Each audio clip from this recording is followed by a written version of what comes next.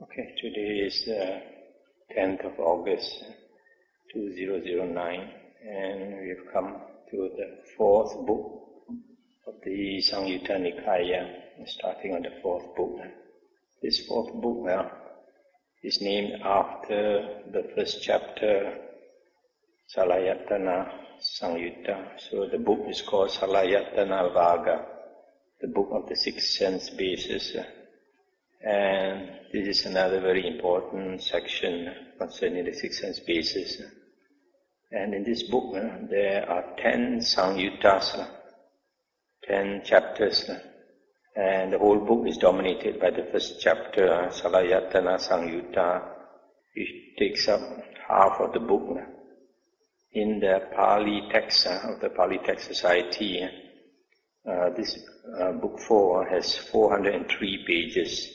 And the first chapter takes up 208 pages, about half of it. In this first chapter that we are going into, the Salayatana six sense bases, in this translation by Venerable Bhikkhu Bodhi, there are 248 suttas. I'll read you some of the important notes that Venerable Bhikkhu Bodhi has written here. He says, on first consideration, it would seem that the six internal and six external sense bases should be understood simply as the six sense faculties and their objects, with the term ayatana, base, having the sense of origin or source. Though many suttas lend support to this supposition, the Theravada exegetical tradition, beginning already from the Abhidhamma period, understands the six pairs of bases as a complete scheme of classification capable of accommodating all the factors of existence mentioned in the Nikayas.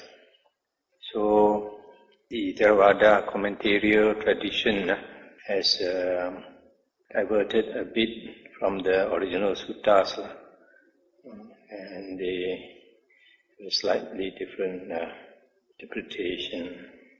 It says the main pragmatic concern with the six sense bases is the eradication of clinging. For like the aggregates, the sense bases serve as the soil where clinging takes root and thrives, because clinging or attachment originates from ignorance and craving, and because ignorance sustains clinging by weaving its web of the triple delusion, permanence, happiness, and self. We find in the Salayatana Samyutta almost all the familiar templates used in the Kanda Samyutta. Often, in fact, these templates are here applied twice to generate parallel suttas for the internal and external sense bases. Thus, to dispel ignorance and generate true knowledge, we repeatedly hear the same melodies in a slightly different key, reminding us that the sense bases and their derivatives are impermanent, suffering, and non-self, that we must discern the gratification, danger, and escape in regard to the sense bases, that we should abandon desire and lust for the sense bases.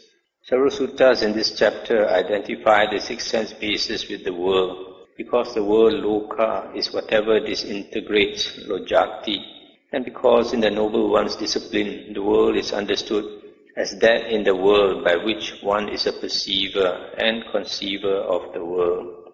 In one sutta, the question is raised why the world is said to be empty, sunya, and the answer given is because the six bases are empty of a self, or of what belongs to self. No parallels to these discourses are found in the Kanda Samyutta. This Samyutta also describes the six internal sense bases as old karma, which could not be said so plainly about the aggregates, for they comprise both karmically active and resultant phases of experience. We further find here that greater stress is placed on conceiving, jnana, the distorted cognitions influenced by craving, conceit, and views, with several discourses devoted to the methods of contemplation for uprooting all conceivings. The entire Samyutta ends with a masterly discourse in which the Buddha urges the monks to uproot conceivings in all its guises. The Khanda Samyutta consistently treats the aggregates as the objective referent of identity view, Sakaya Ditti, the views that seek to give substance to the idea of a self.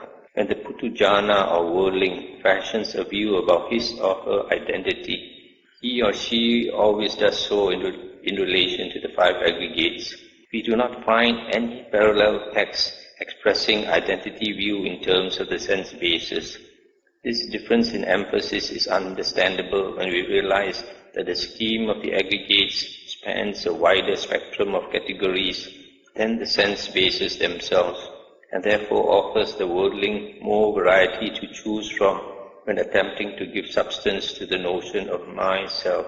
This, it must be stressed, indicates a difference in emphasis, not a fundamental doctrinal difference, for the sense basis can be grasped upon with the notions, this is mine, this I am, this is myself, just as tenaciously as the aggregates can. Thus we even find a series of 3 suttas which state that contemplating the sense basis as impermanent, suffering, and non-self leads respectively to the abandoning of wrong view, identity view, and view of self. However, as a general rule, the sense bases are not taken up for a thematic exposition of identity view in the way the five aggregates are, which is certainly significant. We see too that the entire Ditti Samyutta on the diversity of views traces all views to a misapprehension of the aggregates, not of the sense basis. In relation to the sense basis, the interest in views recedes into the background, and a new theme takes center stage, the need to control and master the senses. It is the sense faculties that give us access to the agreeable and disagreeable phenomena of the world. And it is our spontaneous, impulsive responses to these phenomena that sow the seeds of much suffering. Within the untrained mind, lust, hatred, and delusion, the 3 roots of evil, are always lying latent, and with delusion obscuring the true nature of things, agreeable objects are bound to provoke lust and greed. Disagreeable objects, hatred and aversion. These spontaneous reactions flood the mind and bid for our consent. If we are not careful, we may rush ahead in pursuit of immediate gratification, oblivious to the fact that the fruit of sensual enjoyment is misery. To inculcate sense restraint, the Salayatana Samyutta makes constant use of 2 formulas. One is the stock description of sense restraint, Indriya Sangvara, or sometimes it's called Indriya Gutta Dwara, guarding the sense doors, usually embedded in the sequence on the gradual training common to the Digha Nikaya and the Majjhima Nikaya. This formula enjoins the practice of sense restraint to keep the evil, unwholesome states of covetous and displeasure from invading the mind. In the present chapter, it occurs at 35.120, 127, etc. The second formula posits a contrast between one who is intent upon a pleasing form and repelled by a displeasing form, and one who is not swayed by these pairs of opposites. The latter has set up mindfulness of the body, dwells with a measureless mind, and understands the liberation by mind, liberation by wisdom, where the evil states of lust and aversion cease without remainder.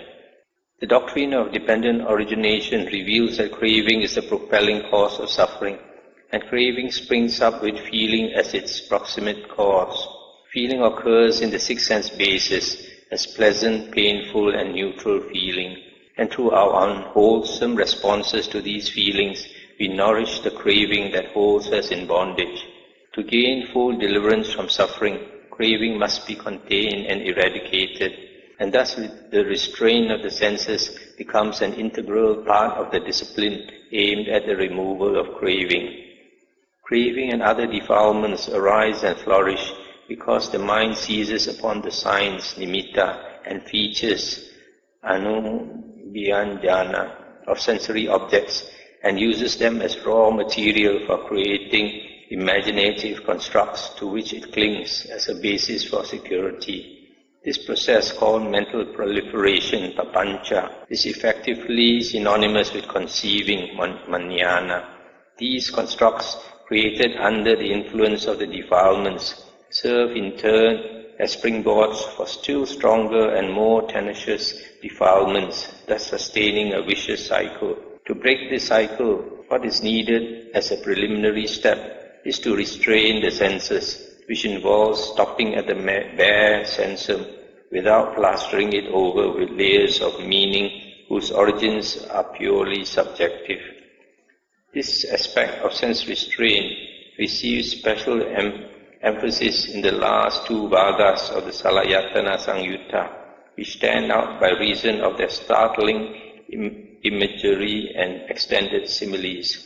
Here the six sense faculties are spoken of as an ocean, the sense objects as their current, and the faring along the spiritual path as a voyage in which we are exposed to dangers that we can only surmount by sense restraint. Again, agreeable sense objects are like baited hooks cast out by Mara. One who swallows them comes under Mara's control. One who resists them escapes unharmed. It is better, we are told, to have our sense faculties lacerated by sharp instruments, hot and glowing, than to become infatuated with attractive sense objects, for such infatuation can lead to rebirth in the lower realms. Our existential condition is depicted by the parable of a man pursued by 4 vipers, 5 murderous enemies, and an assassin. His only means to safety, a handmade raft. A monk in training should draw his senses inward, as a tortoise draws its limbs into its shell. For Mara is like a hungry jackal trying to get a grip on him. The 6 senses are like 6 animals, each drawn to their natural habitat, which must be tied by the rope of sense restraint and bound to the strong poles of body-directed mindfulness. The Samyutta ends with a parable about the magical bonds of the Asura king, Vepachiti, and sounds a decisive call to eliminate all modes of conceiving rooted in craving and wrong views. So these are interesting notes Venerable Bhikkhu Bodhi has written. Now we start on the suttas themselves. We start with the first Sutta 35.1. On one occasion, the Blessed One was dwelling at Asavarti in Jeta's Grove, Anathapindika's park. There the Blessed One addressed the monks thus, "Monks, Venerable Sir," those monks replied. The Blessed One said this, "Monks, the I is impermanent. What is impermanent is suffering. What is suffering is non-self. What is non-self should be seen as it really is with correct wisdom thus. This is not mine, this I am not, this is not myself. The ear is impermanent. The nose, tongue, body, mind are impermanent. What is impermanent is suffering. What is suffering is non-self. What is non-self should be seen as it really is with correct wisdom thus. This is not mine, this I am not, this is not myself." Seeing thus, monks, the learned, noble disciple experiences revulsion towards the eye, revulsion towards the ear, revulsion towards the nose, revulsion towards the tongue, revulsion towards the body, revulsion towards the mind. Experiencing revulsion, he becomes dispassionate. Through dispassion, his mind is liberated. When it is liberated, there comes the knowledge it's liberated. He understands, destroyed his birth, the holy life has been lived. What had to be done has been done. There is no more for this state of being. So this is one of the standard ways in which the Buddha teaches the Dhamma, that what is impermanent gives rise to suffering, and what is impermanent, ever-changing, and a cause for suffering should not be taken as the self, and what is not self should be seen with correct wisdom. This is not mine, this I am not, this is not myself. And then seeing clearly, learned disciple experiences revulsion for what is impermanent, and then from revulsion he becomes dispassionate and becomes liberated. The next sutta is 35.23. Asavarti, that's page 1140. "Monks, I will teach you the all." Listen to that. And what, monks, is the all? the eye and forms, ear and sounds, nose and odors, tongue and taste, body and tactile objects or touch, mind and mental phenomena or thoughts. This is called the all. If any one monk should speak thus, having rejected this all, I shall make known another all, that would be a mere empty boast on his part. If he were questioned, he would not be able to reply, and further he would meet with vexation. For what reason? Because monks, that would not be within his domain. That's the end of the sutta. So the Buddha says, the all is the eye and forms, ear and nose, tongue and odors. Nose and odors, tongue and taste, body and tactile objects, mind and mental phenomena. The six senses. The six senses comprise the six sense organs, and then the objects, the external objects like forms, sounds, smells, taste, touch, and thoughts. Now, consider each base, each sense base. If you have the eye and the forms, this is the condition for the eye consciousness to arise. And then the meeting of the three is contact. It's contact. So when there is contact, then feeling arises, and followed by perception, thinking, volition, etc. Now, because the eye and the forms give rise to eye consciousness, and similarly for the other sense bases, the ear gives rise to ear consciousness, and nose to nose consciousness, tongue to tongue consciousness, etc. The whole world is within the consciousness. Without consciousness there is no world. So because the whole universe is to be found in consciousness, that's why the Buddha says that these sense bases is the all of the whole world is to be found in the six sense bases. That's why there's one sutta where the Buddha says the world is within this body and this mind. The origin of the world is also within this body. The end of the world is also within this body, and the path going to the end of the world is also within this body. So we don't have to look far, we just have to go into our body and mind, and all the answers are there. The next sutta is 35.28, Aditta Pariyaya Sutta. It's one of the famous suttas, that's on page 1143. It's one of the very famous suttas because in the early days when the Buddha was gathering disciples, he found 1,000 ascetics who were staying by the banks of the river, and they were external ascetics, so they prayed to fire, they worshipped the fire, and they kept long hair. They were matted hair ascetics, and their name were Jatilas, they were called Jatilas. But I believe, with good reason, that they all practiced jhana and had attained jhana. That's why the Buddha went to them. The Buddha generally, when he wants to gather disciples, he will look for those who have attained jhana, because those who have attained jhana are very easy to teach. Even the first person the Buddha wanted to teach was his former teacher, who taught him jhana. And it is clear from the Vinaya books why he selected his teacher first to teach was because he thought his teacher has attained jhana. It would be very easy for him to understand the Dhamma.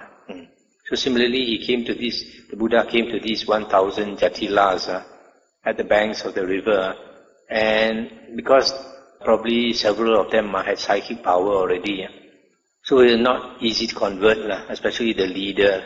The leader thought that he was an arahant, probably because he had psychic power. So the Buddha stayed with them for several weeks. And during those several weeks, the Buddha showed indirectly psychic power to them to impress them. For example, at night, Devas will come to see the Buddha. So when the Devas come to pay respect to the Buddha and talk to the Buddha, the whole place is lighted up. So they know. And then the next day they'll ask the Buddha, how come who came to see you? The whole kuti around there was bright, and the Buddha said, oh, Sakadeva Raja came to see me. So they were very impressed. Then another night, Buddha said, oh, Brahma came to see me. So they were very impressed. And then other ways of showing psychic power, so much so that they were totally impressed with him. Then only the Buddha told off the leader, said, Kassapa, you keep thinking you are an Arahant, but you are not an Arahant, and you are not practicing the right way to become an Arahant. So he got a shock because all the time everybody respect him. Here the Buddha is challenging him. So he started thinking, then he realized the Buddha's cultivation is much higher than him. Then he shaved off his hair and became a disciple of the Buddha. And when the 999 other disciples saw, they also shaved off their hair and all became disciples of the Buddha. So after they became disciples of the Buddha, then only the Buddha decided to teach them the Dhamma. And the Buddha taught them this sutta, Adita Pariraya Sutta. And just teaching them one sutta, they just heard one sutta, all of them became Arahants, which proves indirectly that they all had attained the 4 jhanas.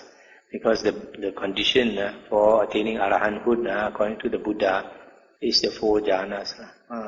So because they like to worship fire, the Buddha based his talk on fire. The moment the Buddha talked about fire, they all got very interested, all paid solid attention.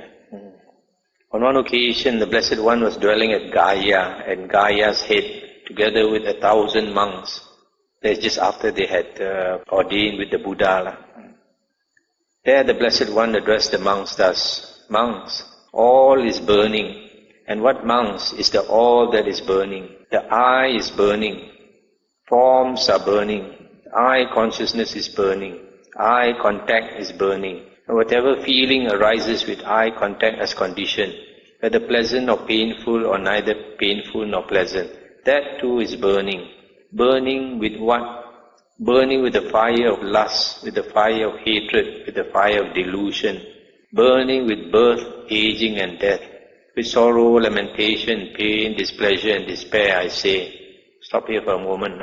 So here the Buddha is saying that the I, because we have the I, then we have the I consciousness, and then there is contact, and from contact feeling arises, and from feeling you have craving, so all this you have passion, so all this is a cause of greed, hatred and delusion, and because of greed, hatred and delusion you will have birth, aging and dying, and sorrow, lamentation, pain, displeasure and despair, all kinds of suffering.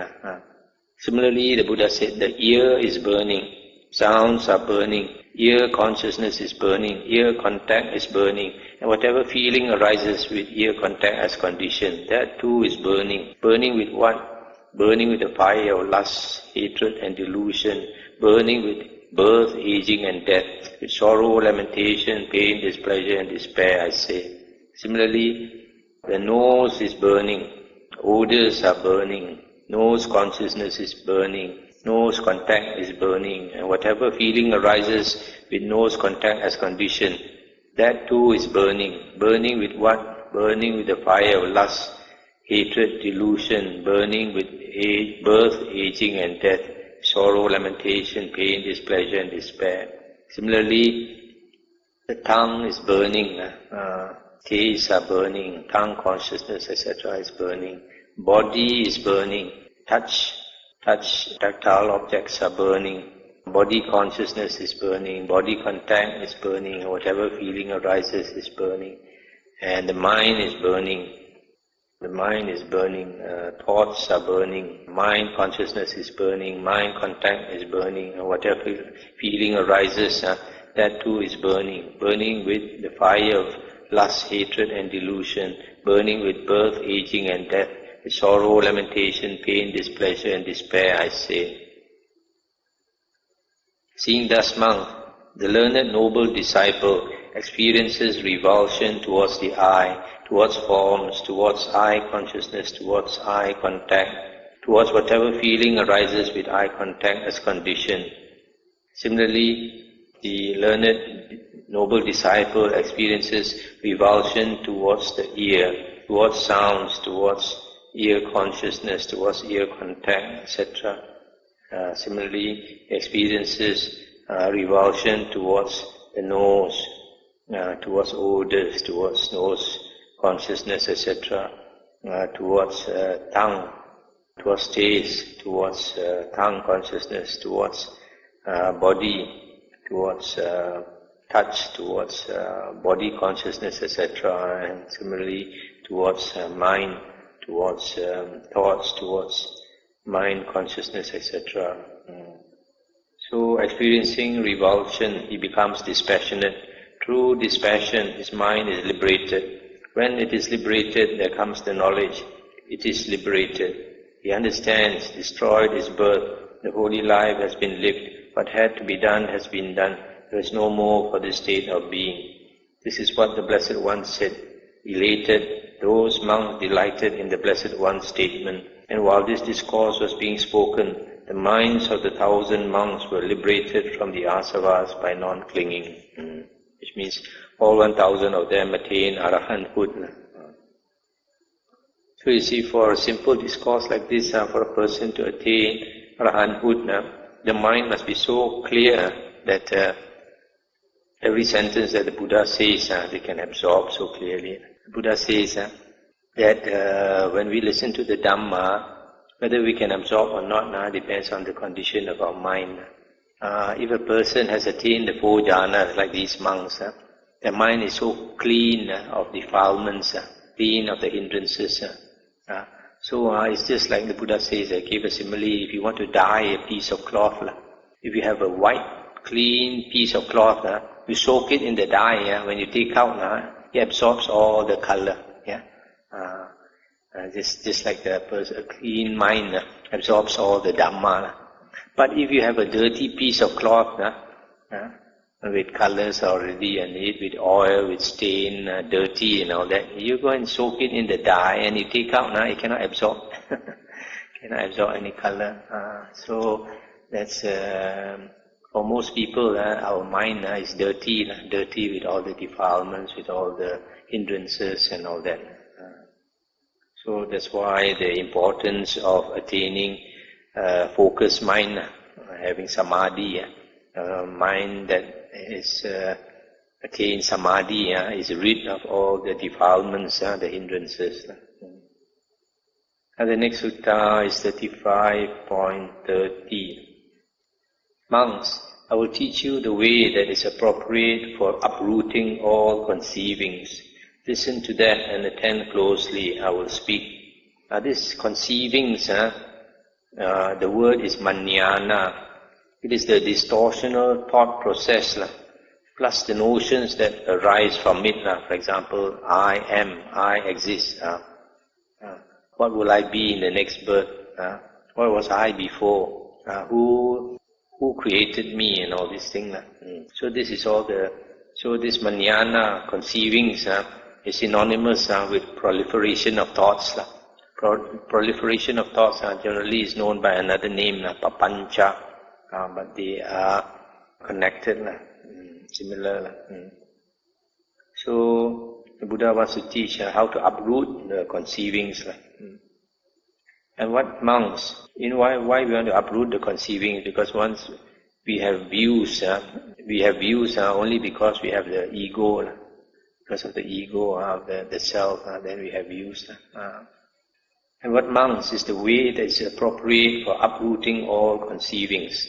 Here monks, a monk does not conceive the I, does not conceive in the I, does not conceive from the I, does not conceive the I is mine.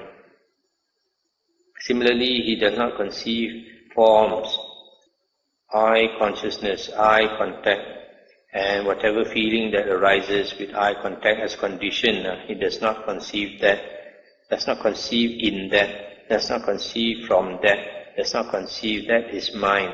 Let's stop here for a moment. This Dhamma teaching here is similar to the first sutta of the Majjhima Nikaya. And the Majjhima Nikaya contains 152 suttas. So a lot of people, when they start reading the Majjhima Nikaya, they start with this first sutta. It's like being punch so hard, you get knocked out. Because this sutta is so hard to understand, Most people read it, cannot make head or tail out of it. So they become very discouraged. That's why normally I tell people, you want to study the Majjhima Nikaya, you skip the first sutta. You read all the other suttas, and then towards the end only you come to the first sutta. I don't know why they're going to put this sutta right in the front to kill people. So this one for many years or so I couldn't understand. Only recently I come to understand.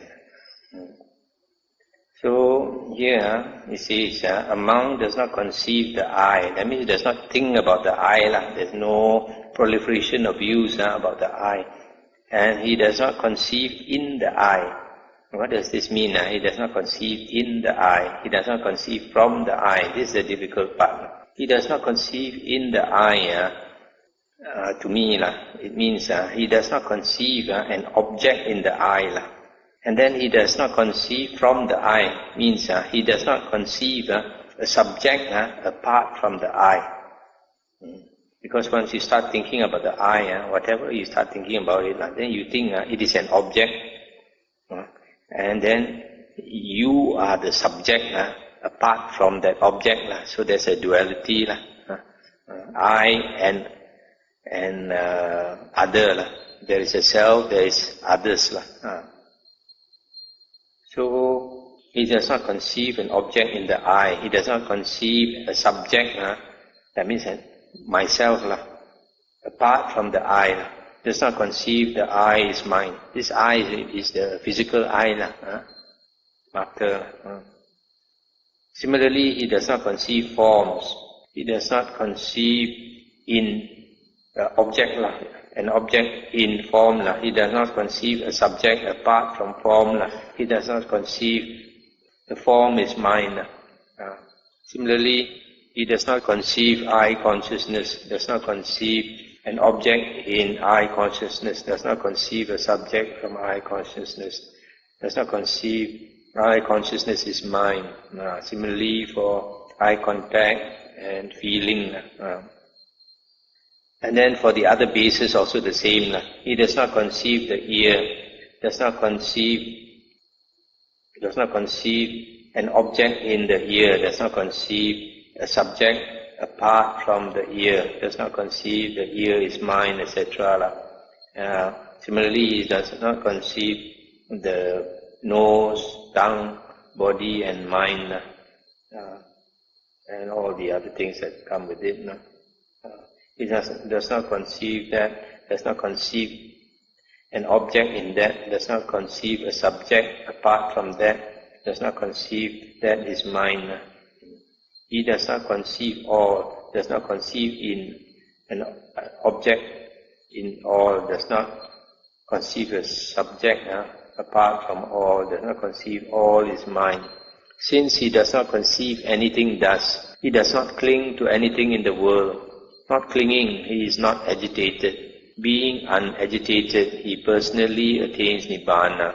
He understands, destroyed is birth, the holy life has been lived. What had to be done has been done. There is no more for this state of being. This, monks, is the way that is appropriate for uprooting all conceivings. So the important point here is to see that there is no differentiating of something out there and you here. That's why there's one sutta where the Buddha was asked by an ascetic, if I remember correctly, the monk was going on alms round, Pindabat. And then this ascetic, he had psychic power. So because he had psychic power, he thought he already finished his work, he was an Arahant. And then the Deva came to tell him that he is not an Arahant. Then he was surprised. Then the Deva told him, but there is an Arahant in the world, Sammasambuddha. Then the Deva told him where and where. So he seems he traveled the whole night using his part psychic power, he could run so fast. I traveled to where the Buddha was. And when he arrived, it was morning and the Buddha was on arms round. I think his name was Bahya Darucharya. So he asked the Buddha to teach him some Dhamma. The Buddha said, this is not the proper time, I'm on arms round. Second time he asked the Buddha. Again the Buddha said, this is not appropriate. Third time he asked the Buddha, he said, I don't know how much time I have left. I don't know how much time you have left. So, since life is so uncertain, please teach me some Dhamma. I don't need you to teach me a lot of Dhamma, just concise Dhamma. Then the Buddha gave him very brief instructions. The Buddha said, Bahya, always remember, in the seeing, there is just the seeing. Sometimes they translate that, in the seen, there is just the seen. In the hearing, there is just the hearing. In the smelling, there is just the smelling. In the tasting, there is just the tasting. Similarly for the touch and thinking. What the Buddha is trying to say, when this consciousness arises, it's just consciousness arising. But usually when, for example, when we see something, we think we see an object out there. And I am doing the seeing, right? I am doing the seeing. So you have a self and you have others. Similarly with hearing, when there's hearing, you hear a sound, you think I hear the sound, and the sound is out there. So this creates a self, this creates others. But the Buddha is trying to say, when consciousness arises, consciousness makes up the whole world. And what you perceive as the self and others are all inside consciousness. There's nothing else. So in the seeing, there's just the seeing. In the hearing, there's just the hearing. Don't start conceiving. Don't start thinking. There is a self, there's others out there, and all these things. Everything is like a dream, just within our dream consciousness. So just giving these brief instructions, because this Bahya, his mind was so clear, having attained the 4 jhanas, he understood. And I think he attained arahanthood. Then he begged the Buddha to accept him as a disciple. And the Buddha accepted him as a disciple. The Buddha asked him to go and look for rope and alms bowl to become a monk in the Buddha's teaching, Buddha's religion. You got to have a proper robe and alms bowl. So he went to look for alms bowl. And then when he was looking for alms bowl, cow gored him to death. This happens quite often because cows, if they have the baby with them, the calf, they see a monk, they don't like this color. It's like a tiger color. So when any monk wearing this robe goes near the calf, he will attack.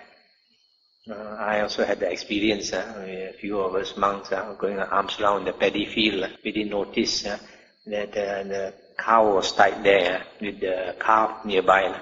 So when we went near, suddenly he got up and chased us. We all scattered in all different directions. So this happens.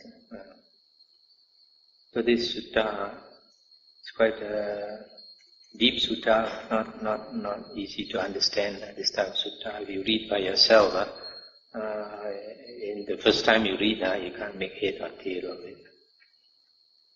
Now we come to 35.60, on page 1149. Buddha said, monks, I will teach you the Dhamma for the full understanding of all clinging or attachment. Listen. And what, monks, is the Dhamma for the full understanding of all clinging or attachment? Independence on the I informs, I consciousness arises. The meeting of the tree is contact. With contact as condition, feeling comes to be. Seeing thus, the learned noble disciple experiences revulsion towards the I, towards forms, towards I consciousness, towards I contact, towards feeling. Experiencing revulsion, he becomes dispassionate. Through dispassion, the mind is liberated. With its deliverance, he understands. Clinging has been understood by me. Similarly, independence on ear and sounds. Ear consciousness arises. Independence on nose and smells. Independence on tongue and taste, body and touch, mind and thoughts, consciousness arises. The meeting of the tree is contact. With contact, as conditioned feeling comes to be. And then seeing thus the learned, noble disciple experiences revulsion towards the six sense bases. Experiencing revulsion, it becomes dispassionate. And through dispassion, the mind is liberated. This is the Dhamma for the full understanding of all clinging. So why the Buddha says, from this you can understand clinging. Firstly, you see, all these conditions, they are like a chain. For the eye, there must be forms in front of the eye. And then the consciousness arises. And then the meeting of the tree is contact. And then, because of contact, you pay attention and feeling arises. And then, because of feeling, you have pleasant feeling, you have unpleasant feeling, and you have neutral feeling. Pleasant feeling, when you experience, there's a tendency to cling to it, to lust for it, to crave for it, to want to experience it again. When you have an unpleasant feeling, painful feeling, there is revulsion. You want to get far away from it. You don't want to experience it again. So, if you understand that this craving arises from conditions, arising from all these conditions, and it gives you suffering. And the suffering is because of the six sense bases. When you have the six sense bases and you have contact, then because of feeling, then suffering comes to be. So understanding this, then learned disciple, he experiences revulsion towards the source of suffering, which is the six sense bases. And then when he becomes disenchanted, then that is followed by dispassion and he becomes liberated. 35.63 Asavarti. Then the Venerable Nikaya approached the Blessed One, paid homage to him, sat down to one side and said, Venerable Sir, it is said, lone dweller, lone dweller. In what way, Venerable Sir, is one a lone dweller? And in what way is one dwelling with a partner? The Buddha said, Nikaya, there are forms cognizable by the eye that are desirable, lovely, agreeable, pleasing, sensually enticing, tantalizing. If a monk seeks delight in them, welcomes them, and remains holding to them, delight arises. When there is delight, there is infatuation. When there is infatuation, there is bondage. Bound by the fetter of delight, Nikaya, a monk is called one dwelling with a partner. There are, Nikaya, sounds cognizable by the ear. So similarly, they are desirable, lovely, enticing, etc. Odors cognizable by the nose, taste cognizable by the tongue, tactile objects cognizable by the body, thoughts cognizable by the mind that are desirable, lovely, agreeable, pleasing, sensually enticing, tantalizing. If a monk seeks delight in them, welcomes them and remains holding to them, delight arises. When there is delight, there is infatuation. When there is infatuation, there is bondage. Bound by the fetter of delight, a monk is called one dwelling with a partner. Nikaya, even though a monk who dwells thus resorts to forests and groves, to remote lodgings where there are few sounds and little noise, desolate, hidden from people, appropriate for seclusion, he is still called one dwelling with a partner. For what reason? Because craving is his partner, and he has not abandoned it. Therefore, he is called one dwelling with a partner. Stop here for a moment. So here you see, if a monk is infatuated still with the sense objects, then he is bound by them wherever he goes. Because he craves for them, he will always be thinking of them. So he's always thinking of them, the mind doesn't stop chattering. It's always as though somebody talking to him inside. That's why he's called dwelling with a partner. The Buddha continued. Mikajala, there are forms cognizable by the eye that are desirable, lovely, agreeable, pleasing, sensually enticing, tantalizing. If a monk does not seek delight in them, does not welcome them, and does not remain holding to them, delight ceases. When there is no delight, there is no infatuation. When there is no infatuation, there is no bondage. Released from the fetter of delight, Mikajala, a monk is called a lone dweller. Similarly, for sounds cognizable by the ear, odors, taste, touch, thoughts that are desirable, lovely, agreeable, pleasing, sensually enticing, etc. If a monk seeks delight in them, then he is bound to them. So, if a monk does not seek delight in them, he is not bound by them. So he is called a lone dweller. Mikajala, even though a monk who dwells thus lives in the vicinity of a village, associating with monks and nuns, with male and female lay followers, with kings and royal ministers, with sectarian teachers and their disciples, he is still called a lone dweller. For what reason? Because craving is his partner and he has abandoned it. Therefore he is called a lone dweller. It's the end of the sutta. So sometimes a lot of people, a lot of monks, they don't understand the suttas. Sometimes they think the outward renunciation is important, or making a show of it. But that is not so important as the inner practice. Inner practice. You don't have to go and cultivate all the ascetic practices to show that you are such a good monk. We have to only to answer to ourselves. If our mind is clean, that is a good monk, not one who appears to be a good monk. Just like here, I see that sometimes a monk appears to be dwelling alone, but he's not actually dwelling alone. He goes everywhere with craving. And this is the next sutta, 35.64. Then the Venerable Mikajala approached the Blessed One, paid homage to him, sat down to one side and said, Venerable Sir, it would be good if the Blessed One would teach me Dhamma in brief, so that having heard the Dhamma from the Blessed One, I might dwell alone, withdrawn, diligent, ardent and resolute. Stop here for a moment. You see, quite often the Buddha, because the Buddha encouraged his monks, after 5 years of monkhood, the first 5 years of monkhood, a monk is supposed to dwell with a teacher that can teach him the suttas and the Vinaya and traditions. But the most important is the suttas and the Vinaya. After 5 years, having known the sutta and the Vinaya, he's encouraged to go off and practice alone, stay in the wild, stay in the cave and all that, alone. Because that's the ideal condition for practicing. That's why here, remember Mikajala says, he wants to dwell alone, withdrawn, diligent, ardent and resolute.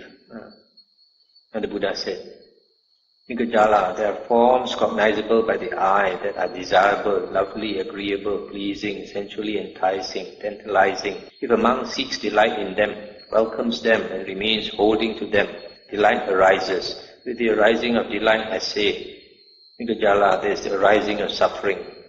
There are Nikaya sounds cognizable by the ear, odors, taste, touch, and thoughts that are desirable, lovely, agreeable, pleasing, etc.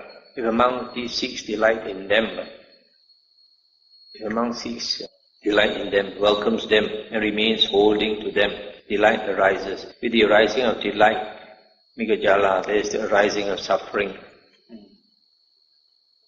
So, I'll stop here for a moment. So here the Buddha says, the six sense objects that impinge, make contact with our six sense doors, if we take delight in them, and that is a cause for the arising of suffering, because everything in the world is impermanent. When you are happy with something, you attach to it, later it will change. It's the nature of the world. So when it changes, there's a cause for suffering. There are Mikajala, forms cognizable by the eye, that are desirable, lovely, agreeable, pleasing, sensually enticing, tantalizing. If a monk does not seek delight in them, does not welcome them, and does not remain holding to them, delight ceases. With the cessation of delight, I say, comes the cessation of suffering. Similarly, Mikajala, there are sounds cognizable by the ear, odors, taste, touch, thoughts, that are desirable, lovely, agreeable, etc. If a monk does not seek delight in them, delight ceases. With the cessation of delight, I say, comes the cessation of suffering.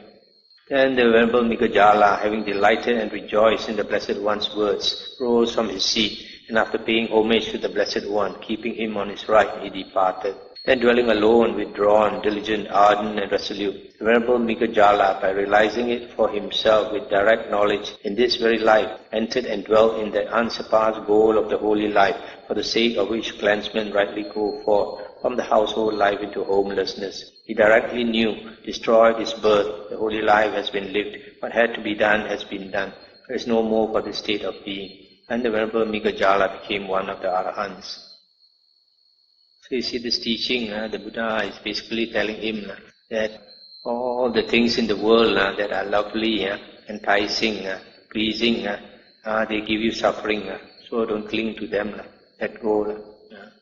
So if a person practices the holy path, he gives up worldly happiness and he goes within himself. When we go within ourselves, then we slowly begin to experience a different kind of happiness. It's totally different from worldly happiness. Worldly happiness gives you happiness for a very short time, does not last. But the happiness within is very hard to get, but when you can get it, it's long lasting. It lasts. That's why, like for example, the Buddha said that those monks who attain the second jhana, when they are reborn in the heaven, the second jhana heaven, their mind itself gives them so much happiness that every day they say sukha, sukha, sukha, just like on ecstasy pill. And that is for millions of years, millions and millions of years, not just for a short. But because it's difficult to get that type of happiness, and most people don't know about that type of happiness, that's why most people are not willing to renounce worldly happiness. Worldly happiness, they think they can see here and now. Why want to chase after something that you cannot see? So, as a way, foolish people think, they think they don't have the foresight, they don't think so long, they don't think so far. The next sutta, 35.68. This sutta is about Venerable Samyutta. He asked the Buddha, Venerable Sir, it is said, the world. In what way, Venerable Sir, might there be the world, or the description of the world? And the Buddha said, where there is the I, Samyutta, where there are forms, I consciousness, things to be cognized by I consciousness, there the world exists, or the description of the world. Similarly, where there is the ear, sounds, ear consciousness, there the world exists. And similarly, where there is the nose, there are smells, etc., and the body, touch, etc., and mind and thoughts, etc. Whereas there is no I, Samyutta, no forms, no I consciousness, no things to be cognized by I consciousness. There the world does not exist, or any description of the world. Similarly, where there is no ear, no nose, no tongue, no body, no mind, there the world does not exist, nor any description of the world. So here the Buddha is saying that the world is within our six senses. And you have the six senses, and you have the sixth sense consciousness, and you have everything in the world is inside the six senses and sixth sense consciousness. The next sutta, 35.69. On one occasion, the Venerable Sariputta and the Venerable Upasena were dwelling at Rajagaha in the cool grove in the snake's hood grotto. On that occasion, a viper had fallen on the Venerable Upasena's body. Then the Venerable Upasena addressed the monks thus, Come friends, lift this body of mine onto the bed and carry it outside before it is scattered right here like a handful of chaff. Stop here for a moment. This Venerable Upasena, it seems, this very poisonous snake had fallen on his body. I don't know whether it bit him or not. But suddenly he realized he was going to die. So he asked his, the other monks to carry his body outside. We see before he scattered here. Because he has attained, he must have become an arahant, and his psychic power is so great. When he dies, his body can just disappear. Probably one way of explaining it could be that he has been meditating on the fire element, so that when he dies, he can just use the fire to burn the body completely until there's no trace of it. And this was said, the Venerable Sariputta said to the Venerable Upasena, we do not see any alteration in the Venerable Upasena's body, nor any change in his faculties. Yet the Venerable Upasena says, come friends, lift this body of mine onto the bed and carry it outside before it is scattered right here like a handful of chaff. Stop here for a moment. So Venerable Sariputta says, your body seems perfectly alright. Why do you say you're going to die? And then he replied, friend Sariputta, for one who thinks I am the eye, or the eye is mine, or I am the ear, or the ear is mine, etc., there might be alteration of the body or a change of the faculties. My friend Sariputta, it does not occur to me, I am the eye, or the eye is mine, or I am the ear, or the ear is mine, or I am the nose, etc., the tongue, the body, the mind. So why should there be any alteration in my body, or any change in my faculties? And Sariputta said, it must be because I-making, mind-making, and the underlying tendency to conceit have been thoroughly uprooted in the Venerable Upasena for a long time, that it does not occur to him, I am the eye, or the eye is mine, or I am the ear, or the ear is mine, or I am the nose, tongue, body, and mind. Then those monks lifted the Venerable Upasena's body onto the bed and carried it outside. Then the Venerable Upasena's body was scattered right there, just like a handful of chaff. So his body just disappeared. I think just to hear the Venerable Sariputta says that must be that he has totally rooted out this conceit, this ego, this selfhood in him a long time already. That he thoroughly does not have any trace of self or ego left. That's why even when he's going to die, his body does not change at all. It's not affected. He's totally sort of because he doesn't see the body as himself, so the mind does not affect the body in that sense. Let's stop here for tonight. Many of these suttas in this Salayatana Samyutta, they are similar to the Khanda Samyutta, so I didn't bother to read them. That's why I've gone through so many suttas, bypassed so many suttas. Insects making very loud noise. There is one sutta where the Buddha says, the Buddha was asked, this is Sakapantha Sutta in the Digha Nikaya. The Buddha was asked by Sakadeva Raja, humans and devas, we like to be at peace. We don't like to quarrel and fight and all that. But even though we like peace, yet very often there is fighting, there is war. I asked the Buddha why. And the Buddha says it's because of two things. Covetousness or greed and jealousy. Jealousy. We are greedy for things And when we see that other people have and we don't have, we are jealous. So because of jealousy, it's a cause of conflict. And then he asked the Buddha, why is there covetousness and jealousy in the world? And the Buddha said, because something like, I don't remember exactly, like because of desire. And why is there desire? He said, because of thinking, or like and dislike. Like and dislike, then you have desire. Then he asked, why is that like and dislike? Then the Buddha said, because of thinking. And then, why is it that people like to think? And the Buddha said, there are two kinds of happiness. One kind of happiness which most people experience is the happiness from thinking. We get happiness from thinking. That's why some people like to daydream, like to fantasize. Oh, if I'm rich, I'll do this and I'll do that and all this thing. So we get pleasure from thinking.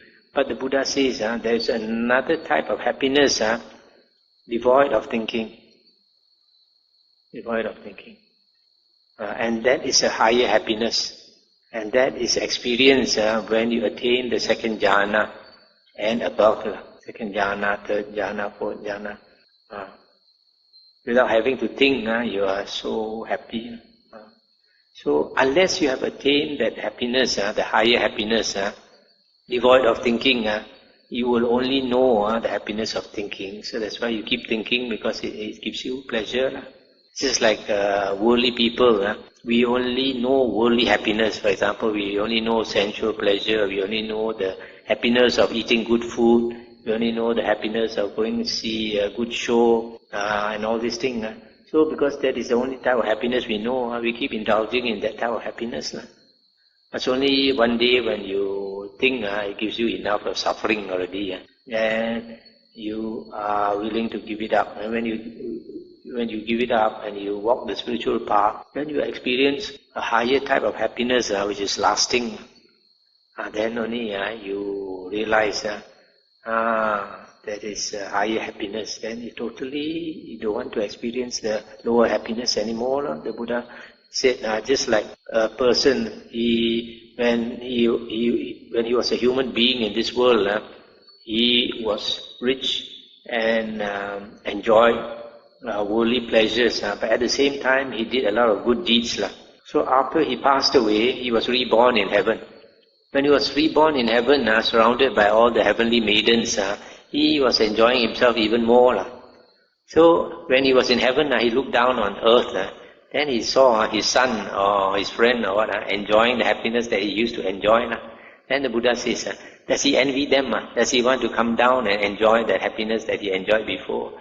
No, why? Because he enjoys a higher happiness now. So he doesn't want to enjoy a lower type of happiness. So unless you have experienced a higher happiness, you don't know anything better. I think that is the best. Sometimes the Buddha gives a simile of the dung beetle. The dung beetle only knows the dung as his food. I think that's the best food in the world. Doesn't want to eat anything else. That's the best food. Can we transfer Mary?